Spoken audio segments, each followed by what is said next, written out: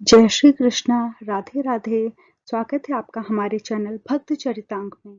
आज फिर से हम लाए हैं आपके लिए सच्ची घटना पर आधारित एक शिक्षाप्रद कहानी। आज की कहानी का शीर्षक है पाप का फल। तो आइए जानते हैं क्या होता है इस कहानी में।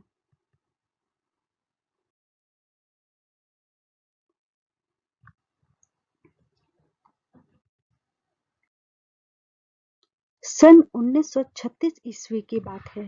कृषि विभाग की ओर से मैं डाकिया नामक गांव में रह रहा था। यह गांव मुरादाबाद जिले में अमरोहा से मुरादाबाद जाने वाली सड़क पर स्थित है। गांव जमींदारी की हैसियत से एक मुसलमान जो पीरजादे कहलाते हैं उनके पास ठेके पर था। इन्हीं पीरजादे की एक कोठी गांव के बाहर ठीक सड़क पर थी। यहाँ पर हिंदू के नाम पर एक सुनार था। नहीं तो गांव में केवल मुसलमान ही बसते हैं जो अपने को तुर्क कहते हैं। इस गांव में जब मैं पहले पहल गया था तो सौभाग्य से एक हिंदू नौकर लेता गया था, अन्यथा पानी आदि के लिए तो तकलीफ होती, उसे मैं ही जानता। कोठी के चारों ओर एक लंबा चौड़ा बाड़ा भी था। इसमें माली भी मुसलमान ही था।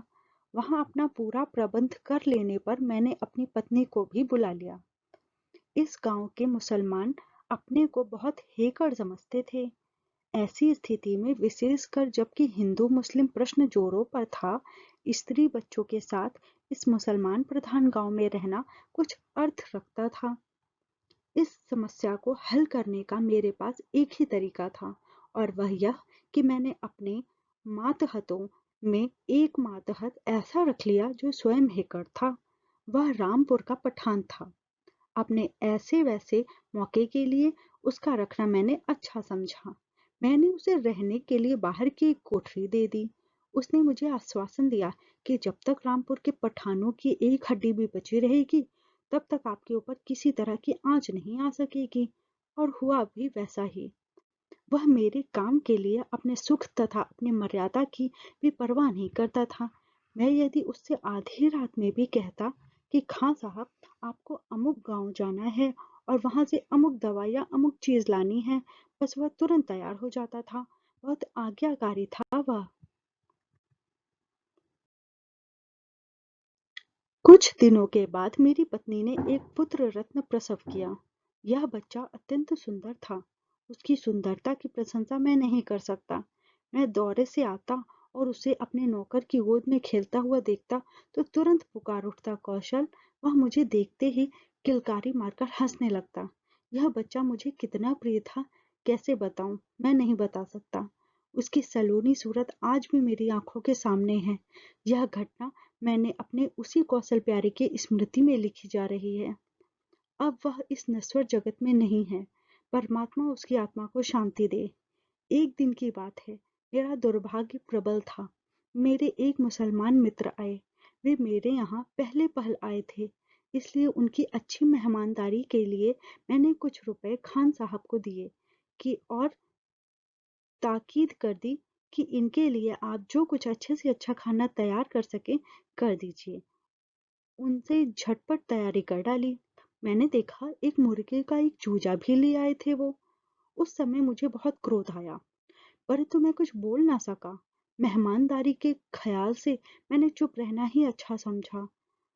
यूं तो मैंने उसे पहले से ऐसी चीजें अपने यहाँ बनाने के लिए मने कर रखा था और वह मेरे डर से बनाते भी नहीं थे, परंतु उस दिन मेहमानदारी के लिए उसने ऐसा कर लिया।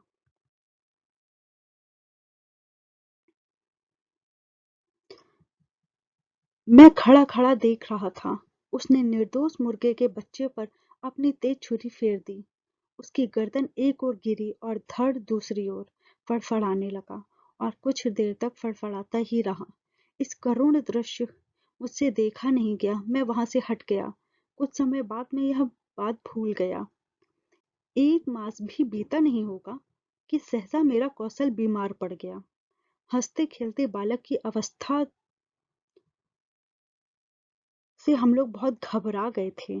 बेचारे खां साहब उसकी दवा के लिए रात दिन दौड़ते फिरे। कभी किसी हकीम के पास जाते, कभी किसी डॉक्टर के पास। तात्पर्य यह कि प्रत्येक संभव उपचार किया गया, परंतु उससे उसे कोई भी लाभ नहीं हुआ। 2 दिन की ही बीमारी में मेरा प्यारा रत्न कौशल चल बसा। घर में रोना चिल्लाना मच गया। जीवन में पहला मौका था जब मैं अपने आप को संभाल न सका।